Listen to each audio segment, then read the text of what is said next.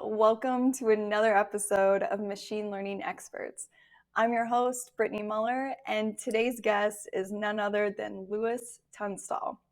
Louis is a machine learning engineer at Hugging Face, where he works on applying transformers to automate business processes and MLOps challenges. Louis has built machine learning applications for startups and enterprises in the domains of NLP, topological data analysis, and time series. You're going to hear Louis talk about his new book. I actually have it right here. It's so good. His new book, Transformers, Large-Scale Model Evaluation, and how he's working to help machine learning engineers optimize for faster latency and higher throughput and more. In a previous life, Louis was a theoretical physicist, and outside of work, he loves to play guitar, go trail running, and contribute to open source projects. If you want to learn more about how Hugging Face experts like Louis can help accelerate your machine learning roadmap, please go to hf.co/support to learn more. So excited to introduce this really fun and brilliant episode to you. Here is my conversation with Louis Tunstall. Thank you so much for taking time out of your busy schedule to chat with me today about some of your awesome work. Thanks, Brittany. It's a pleasure to be here. Awesome. I'm curious if you could just do a brief self-introduction and highlight, what brought you to Hugging Face in the first place? Yeah, it's a great question. So I would say what brought me to Hugging Face was really Transformers. So I think it was like 2018 or so. I was working with Transformers at a startup in Switzerland. And my first project was like a question answering task where you have a bit of text and you're just trying to find the answer in that text.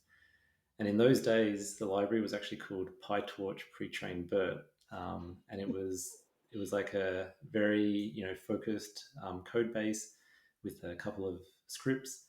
But for me, like it was the first time I had ever worked with transformers, and I had really no idea like what was going on. So I read the paper, the original attention is all you need paper. I couldn't understand it, and so I then started looking around for some resources to learn from. And in the process, Hugging Face really exploded with the library growing into many more architectures. And I got really excited about this idea of contributing to open source software. And so around 2019, I had this like kind of crazy idea to write a book about transformers because I felt there was this gap that was missing. And I kind of partnered up with a friend called Leandro, and we sent Tom a cold email out of nowhere saying, "Hey, we're going to write a book about Transformers. Are you interested?" And I was expecting like no response. And then to our great surprise, he said, "Yeah, sure, let's have a chat." And around 1.5 years later, Yeah. and so this collaboration, I think, set the seeds for us eventually joining Hugging Face, and I've been here now for around 9 months. That is incredible. How does it feel to have a copy of your book in your hands? I have to say, like, because I just became a parent about 1.5 years ago, and it feels Yeah. kind of similar to my son being born. Oh, Like, oh my God, I you're, love that. you're holding this like thing that you created, and it's quite an exciting feeling, and it's such a different thing to actually hold it compared to reading a PDF and Yeah. seeing that it's actually real. That you Oh didn't my just dream about it gosh. for the last Yeah, year. exactly. That is incredible. Well, congratulations. I want to briefly read one endorsement that I just love in this book. And this is obviously not like an endorsement of, this isn't a paid ad. We just absolutely adore Lewis, and we're so proud of the work that you put in to make this book happen. And I just love, love, love this. This is one of the praises for natural language processing with transformers by Luca, I'm probably saying this wrong, Perozzi, PhD, data science and machine learning associate manager at Accenture. He says, complexity made simple. This is a rare and precious book about NLP, transformers, and the growing ecosystem around them. Hugging Face. Whether there are still buzzwords to you or you already have a solid grasp of it all, the authors will navigate you with humor, scientific rigor, and plenty of code examples into the deepest secrets of the coolest technology around, from off-the-shelf pre-trained to from-scratch custom models, and from performance to missing labels issues. The authors address practically every real-life struggle of a ML engineer and provide state-of-the-art solutions, making this book destined to dictate the standards in the field for years to come. I love that Yeah, one. pretty nice. So good. Curious if we can get a little bit more context to the work that you've done with the Transformers library and, sort of everything that's happened from you coming across attention is all you need to today. Yeah, sure. So one of the things that I experienced in my previous job before Hugging Face was there's this kind of challenge in industry when you want to deploy these models into production. And the most common reason is really because these models are really large in terms of the number of parameters. And this adds a lot of kind of complexity for your requirements you may have. So, for example, if you're trying to build a chatbot, you need this model to be very fast and responsive. And most of the time, these models are a bit too slow. If you just take, the off-the-shelf model, you train it, and you try to then integrate it into your application. So what I've been working on for the last few months on the Transformers library is providing the functionality to export these models into a format that lets you run this much more efficiently using tools that we have at Hugging Face, but also just general tools in the open source ecosystem. In a way, the philosophy of the Transformers library is kind of like writing lots of code so that the users don't have to write that code. Right. And in this particular example, what we're talking about is something called the ONNX format. It's a special format that is used in industry where you can basically have a model that's written in PyTorch, but you can then convert it to TensorFlow, or you can run it on some very dedicated hardware. And if you actually look at what's needed to make this kind of conversion happen in the Transformers library, it's fairly gnarly. But we make it so that you only really have to run one line of code, and the library will take care of it for you. And so the idea is that then this particular feature lets machine learning engineers or even data scientists in industry take their model, convert it to this format, and then optimize it to get faster latency and higher throughput. Wow, that's very cool. Have there been any standout applications of Transformers that are some of your favorites or that you could speak to a little bit? Yeah, so I think there's a few. One is maybe like emotional or personal. So, Yeah, for example, I think for many of us, when OpenAI released GPT-2, this is a very famous language model which can generate text. And I remember like Leandro and I were working together at the same startup at this time, and OpenAI released this model, and they actually provided in their blog post some examples of the kind of essays that this model had created. And one of them was like really funny. It was like, should write an essay about like why we shouldn't recycle or why recycling is bad for the world. And the model wrote this like very like compelling essay why recycling was bad. And I printed it out and I stuck it right above like our recycling bin that we had in the company as a kind of joke. And people were like going, oh, well, who wrote this? And yeah, I said, oh, an yeah. algorithm. And Oh my gosh. I think there's something kind of like sort of strangely human, right? Where if we see generated text, we kind of get more surprised by that when it kind of looks like something that, I would have written Yeah, um, versus, the many more applications that have been happening much more around, classifying text or, more conventional tasks.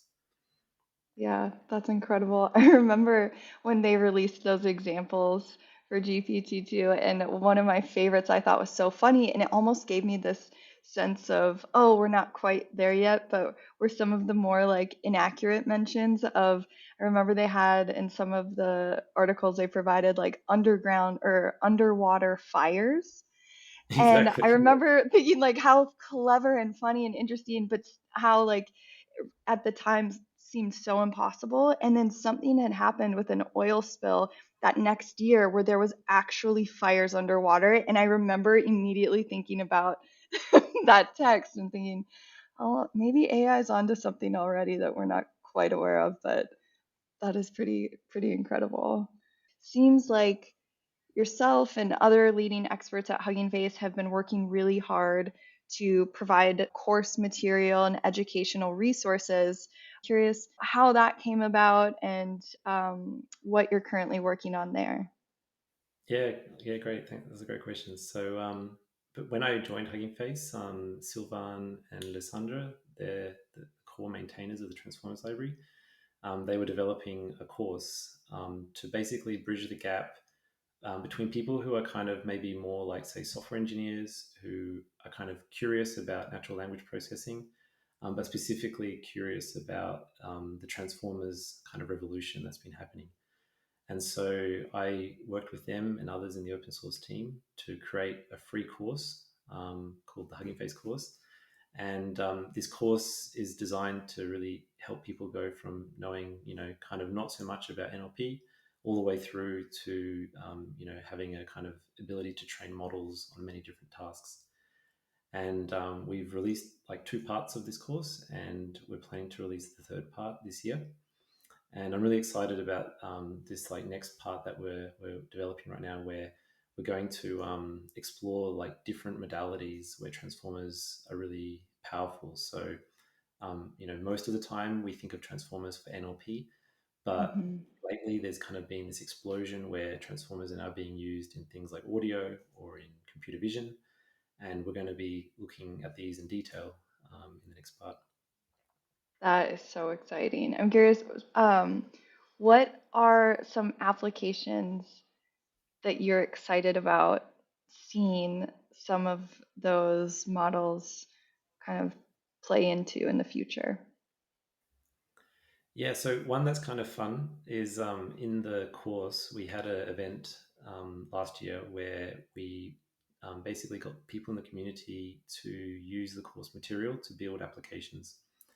And one of the participants in this event, they created a cover letter generator for jobs. So the idea is that, when you apply for a job, there's always this annoying thing, like you have to write a cover letter, and it's always like a bit like, like, you have to be witty. And Yeah. so this guy created a cover letter generator where you provide some information about, I guess, yourself, and then it generates it from that. And he actually used that to apply to Hugging Face. No And way. yeah, he's joining the science team as an intern soon. So, I mean, this is like a super cool way, right? Like you learn Yeah. something and then you use that thing to apply, which I thought was pretty awesome. Where do you want to see more applications? Yeah, that's a great question. So I think personally, the area that I'm like most excited about is the application of machine learning to like the natural sciences. Yeah. Um, and that's partly because of my background. I used to be a physicist in a previous lifetime. But I think what's also very exciting here is in a lot of like fields, for example, in physics or in chemistry, you already know what the, say, underlying laws are in terms of Yeah. equations that you can write down. But it turns out that many of the problems that you're interested in studying, they often require simulation, or they often require like very hardcore supercomputers to kind of understand and solve these equations. Right. And one of the most exciting things to me is the kind of combination of like deep learning with, like, the prior knowledge that scientists have gathered to kind of make breakthroughs that weren't previously possible. And I think here a great example is like DeepMind's AlphaFold model for like protein structure prediction, where they were basically using like a combination of like transformers with some, extra information to generate predictions of proteins that I think previously were taking on the order of months, and now they can do them in kind of days. And so this kind of accelerates the whole field in a really powerful way. And Wow. I can imagine, these applications ultimately lead to hopefully a better future for humanity. Absolutely. Wow, that is super interesting. It's funny too, listening to some podcasts that Thomas Wolfe has done, he's mentioned that as well. Part of his, physics background, he thinks about things just as you mentioned in terms of what's possible with, leveraging machine learning in ways that, if you were to do in a real life environment would be next to impossible to scale. Exactly. Super interesting. Wow. Very, very cool. So, kind of shifting a little bit into the world of model evaluation, I think this is a super interesting topic, especially because, you often hear black box with machine learning all the time, or, even papers being released without any data sets or models, information. So I think it's a fascinating space to, explore. And I'm really curious to get your take on, the work that you're doing and how you see the world of model evaluation evolving. Yeah, that's a great question. So at Hugging Face, one of the things I've been working on has been trying to kind of build the infrastructure and the tooling that enables what we call like large scale evaluation. So you may know that the Hugging Face Hub has thousands of models and data sets. But if you're kind of trying to navigate this space, you might ask yourself, okay, I'm interested in, say, question answering. I want to know what is like the top, say, 10 models on this particular task. Yeah. And at the moment, it's kind of hard to find the answer to that, not just on the hub, but in general. In the space of machine learning, it's quite hard. You often have to read papers, and then you have to kind of take those models and just test them yourself manually, and that's very kind of slow and inefficient. So one thing that we've been working on is to develop a way that you can evaluate models on data sets directly through the hub. And yeah, we're sort of still trying to experiment there in that direction, but I'm hoping that we have something cool to show this year. And there's another side to this, which is that a large part of like measuring progress in machine learning is through the use of benchmarks. And these benchmarks are traditionally a set of data sets with some tasks. And what's kind of been maybe missing is that a lot of researchers, they speak to us and say, hey, I've got this cool idea for a benchmark, but I don't really want to implement all of the nitty gritty like infrastructure for the submissions and the maintenance and all those things. And so we've been working with some really cool partners on hosting benchmarks on the hub directly, so that then people in the research community can kind of use the tooling that we have and then simplify the kind of evaluation of these models. Wow. That is super interesting and powerful. Yeah, maybe one thing to mention is that the whole like kind of question of evaluation is a very subtle one because, for example, we know from like previous benchmarks that most of the time when we design a task, for example, there's a very famous one called Squad, which tries to measure how good models are at question answering. Well, that's the aim. But it turns out that many of these like transformer models are really good at taking shortcuts. So if what they're actually doing is like they're kind of getting a very high score on a benchmark, but that doesn't necessarily translate into the actual thing that you were interested in, which was like answering questions.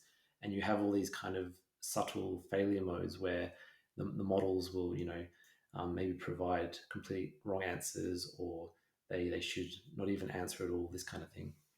And so at the moment in the research community, there's a very kind of active and vigorous discussion about kind of what role benchmarks play in the way we measure progress, but also, how these benchmarks kind of encode our values as a community. Yeah. And one thing that I think Hugging Face can really offer the community here is the means to kind of diversify the sort of space of values, because traditionally most of these research papers come from the US, which is a great country. I mean, you're from the US, but it's it's a small slice of the kind of human experience, right? Yeah. I do want to ask what you've seen as a common mistake in machine learning. Maybe this is across, more experienced machine learning engineers or teams. Are there any common like missteps or things that are overlooked? Yeah, I can maybe tell you the ones that I've done. Yeah, perfect. It's probably, a good representative of the rest of the things. So I think the biggest lesson I learned when I was starting out in the field is not using a baseline model when you're really starting out. So a common problem that I did, and I then later saw other kind of junior engineers doing, is you really reach for like the most fancy state of the art model. And although that may work, a lot of the time what happens is you introduce a lot of complexity into the problem, and your state of the art model may have a bug and you won't really know because the model's so complex. And so, a really common pattern, especially in industry and especially with NLP, is that you can get pretty far with something called regular expressions and with like linear models like logistic regression. And I mean, these kind of things will really give you a good start. And then if you can build a better model, then great, you should do that. But it's great Yeah. to have a reference point. And then I think the second like big lesson I learned from building a lot of projects is that you can get a bit obsessed with like the modeling part of the problem because that's kind of the exciting bit when you're doing machine Right. learning. But there's like this whole like ecosystem, especially if you work in a large company, there'll be this whole ecosystem of services and things that are around your application. And so kind of the lesson there is like you should really try to build something like end to end that maybe doesn't even have any machine learning at all, but it's kind of the scaffolding upon which you can build the rest of the system, because you could spend all this time training an awesome model and then you go, oh oops, it doesn't integrate with like the requirements we have in our application, and then you've wasted all this time. Right. That's a good one. The don't over-engineer is something I always try to keep in mind.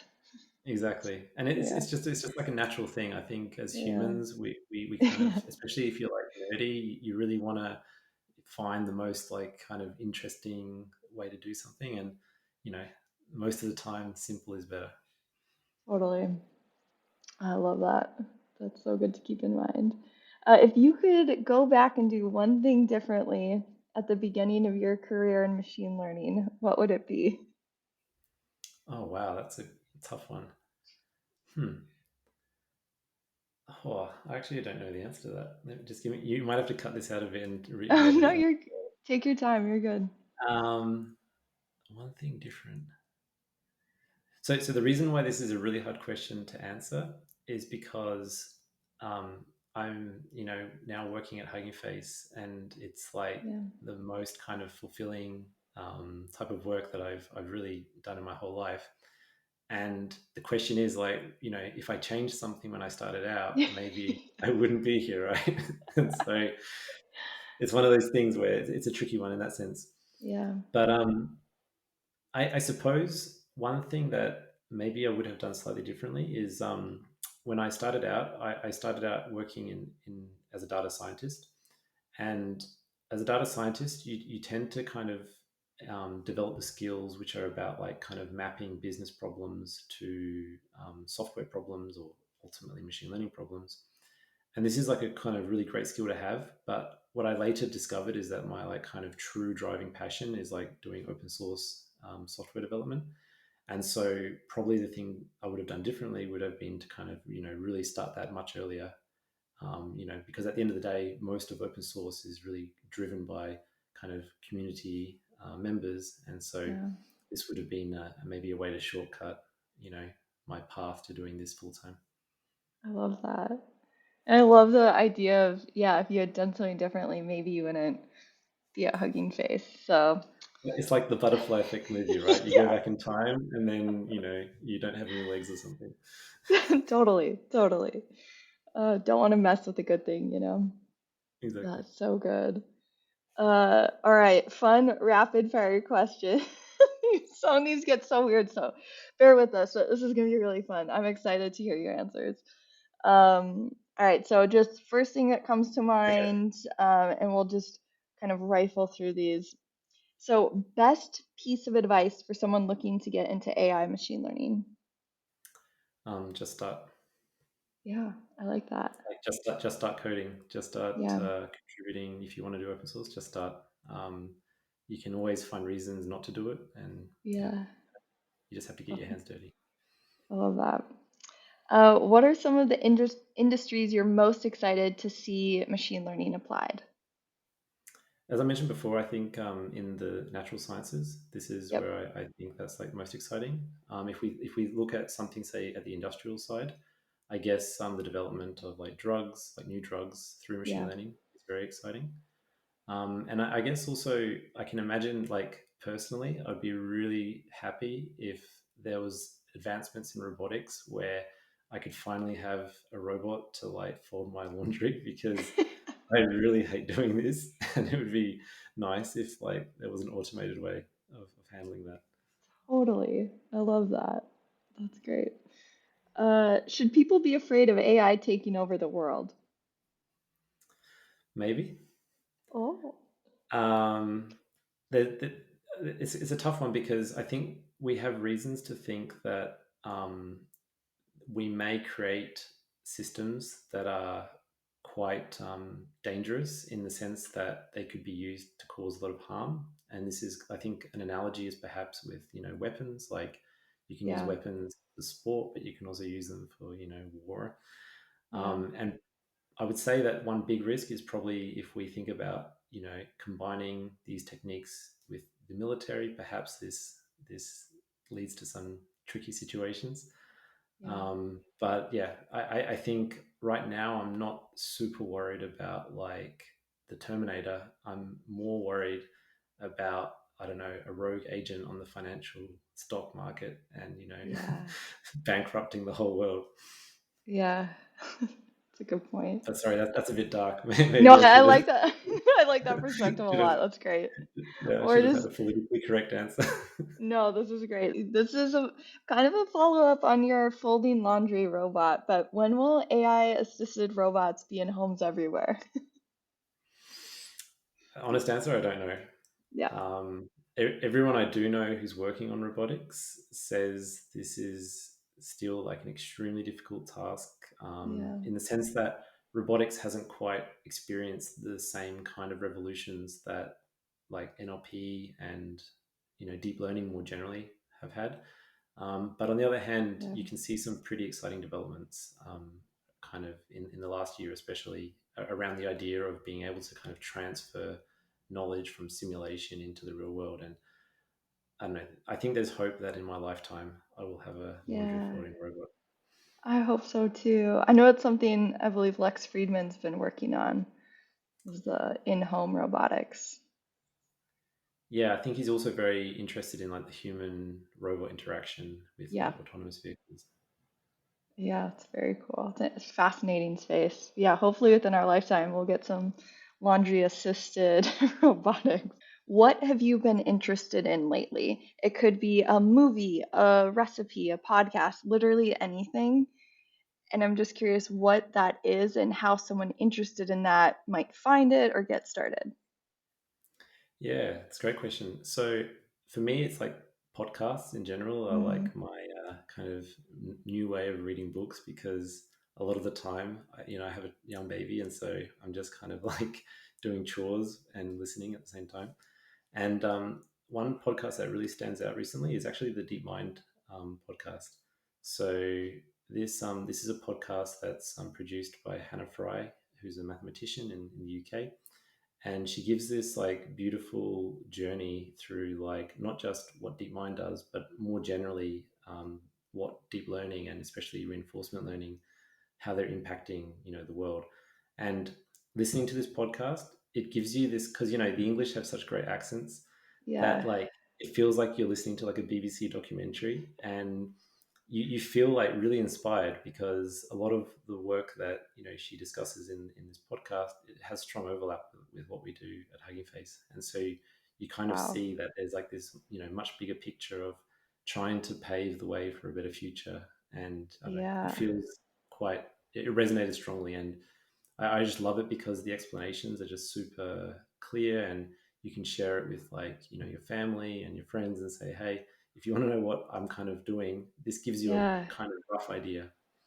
Oh, Um, I love that. It's called DeepMind, just the it's the podcast. DeepMind podcast, yeah, DeepMind Podcast. and Okay. it gives you a very interesting insight into the DeepMind, like researchers and the Yeah. kind of the backstory as well, which is quite cool. Oh my gosh, that's incredible. I'm definitely going to give that a listen. I love And finding podcasts like that. It reminds me just how you explained it a little bit. Data Skeptic. oh, no, He distills data science topics and theories in mathematics in really easy to consume ways. Um, Very cool. I love finding little gems like that. Good share. Thank you. no worries. Um, what are some of your favorite machine learning papers? I would say, okay, I guess it depends if we how we measure this, but there's one paper that kind of stands out to me, which is quite an old paper. So the creator of what's called random forests. This is like a very kind of famous classic machine learning technique that's useful for especially like tabular data that you see in industry. And I had to teach random forests at university about a year and a half ago, and I was like, okay, I'll read this paper from the 90s and see if I understand it. And it's just a model of clarity. It's like very short, very clearly explains how the algorithm is implemented, and you can basically just take this paper and implement it in code very very easily. And that to me was like a really nice example of like how papers were written in the kind of medieval time, whereas nowadays most papers they have this kind of like formulaic approach of like, okay, Yeah, there's an introduction, there's a table with some numbers that get better, and there's like some random related work section. So I think that's one that like stands out to me a lot. But another one that's a little bit more recent is there's a paper by DeepMind again on using kind of machine learning techniques to prove fundamental theorems in like algebraic topology, which is like a kind of special branch of abstract mathematics. And at one point in my life, I used to kind of work on these related topics. And to me, it's a very exciting perspective of kind of augmenting the knowledge that a mathematician would have in trying to narrow down the space of like theorems that they might have to search for. And yeah, I think this to me was surprising because a lot of the time I've been quite skeptical that like machine learning will lead to like fundamental scientific kind of like insights beyond like the obvious ones of like just making predictions. But this yeah. example showed that you can actually be quite creative and help mathematicians find new ideas. That is amazing. We're gonna definitely link to both those papers in the show notes of this so people can check that out. Very cool. Uh, Lewis, what is the meaning of life? I think that the honest answer is I don't know, and probably anyone who does tell you it probably is lying. But I mean that's a bit sarcastic. I don't know. I guess in some sense, like I kind of, I mean, being a kind of like scientist by training, and especially a physicist, you kind of develop this like worldview that is very much that like there isn't really some sort of like deeper meaning to this. It's very much like the universe is quite random, and I suppose the only thing you can kind of take from that beyond being very sad is that you kind of you derive your own meaning, right? And in most of the time, this kind of comes either from the work that you do, or from the family, or from your friends that you have. But I think when you find a kind of nice way to sort of derive your own meaning and find what you do is actually interesting and meaningful. That's like the best, you know, part. it doesn't. I mean, life is very up and down, right? You don't have Yeah, this all the yeah, time. yeah, But at least for me personally, the things that have always been like very meaningful are generally creating things. So yeah, I used to be a musician, so that was like a way of creating like music for other people, and it was like great pleasure in doing that. And now I kind of, I guess, create code, yeah, but still, it's a form of creativity. absolutely. I think that's beautiful, Lewis. I love that. That was a great answer. Cool. Is there anything else you would like to share or mention before we sign off? Mm, maybe buy my book. Yeah, it is so good. I am I mean, such a it has a huge parrot. fan. It Do, has a do, do parrot you on know? it. Do you know the story about this parrot? I don't think so. So, so when O'Reilly is like telling you, we're going to get our illustrator now to design the cover, it's a Yeah, secret, right? Like they don't tell you what the logic is, or you have no say in the matter. Basically, the illustrator comes up with an idea, right? And in one of the like last chapters of the book, we have a section where we basically train a kind of GPT-2 like model on Python code, and this was Tom's idea, and he just decided to call it Code Parrot. Um, and I think the idea or the joke he had was that there's a lot of kind of discussion in the community about this paper, which Meg Mitchell and others worked on, yes, yes, stochastic parrots. And yes, the idea was that you have these very powerful language models which seem to exhibit like human traits in their writing, as we discussed earlier, yep, but kind of deep down, maybe they're just doing like some sort of like parroting thing. If you talk to like a cockatoo, it will, swear at you or make jokes, and that may not be like a true measure of like intelligence, right? It's like some sort of right. mimicry. So I think the illustrator somehow maybe saw that and decided to put a parrot, which I think is a perfect, you know, kind of metaphor for the book, and the fact that there are transformers in it. I love that. I had no idea that that was the way that O'Reilly's covers came about. They don't tell you and they just pull context from the book and create something. It seems like it. I mean, we don't really know the process, but I'm just sort of guessing that, like, maybe the illustrator Yeah, was trying to get an idea, and maybe I mean, I think we have a few animals in the book. Like in one of the yeah. chapters, we have a discussion about, I think, giraffes and zebras and stuff. But yeah, I'm pretty happy that they got a parrot.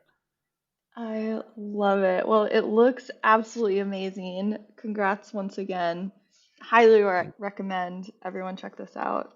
It's a great read, and it's not as kind of, I think a lot of these types of books that at least I've read and have access to have been quite dry and technical, and this reads almost a bit like a novel mixed with great applicable technical information, which is beautiful. So well done.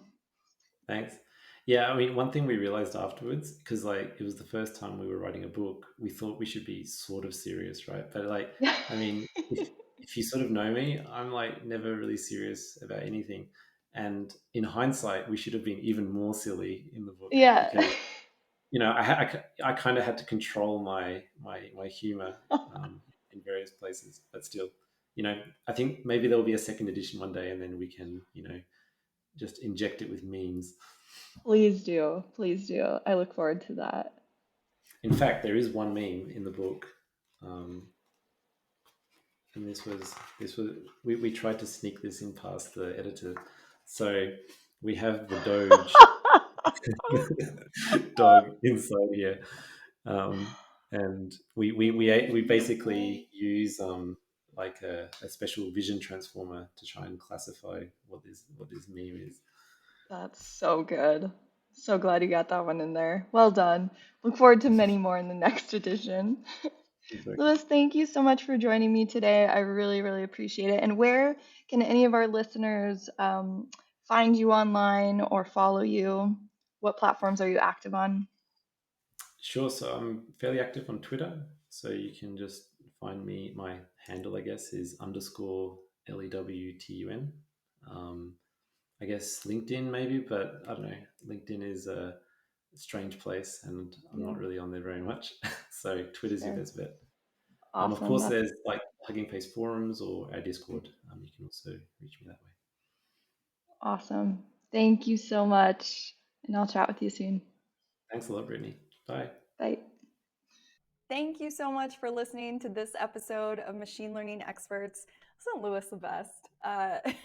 If you or someone you know is interested in direct access to leading machine learning experts like Lewis, who are ready to help accelerate your ML roadmap, please go to hf.co/support to learn more. And I sincerely hope to see you next time. Thanks.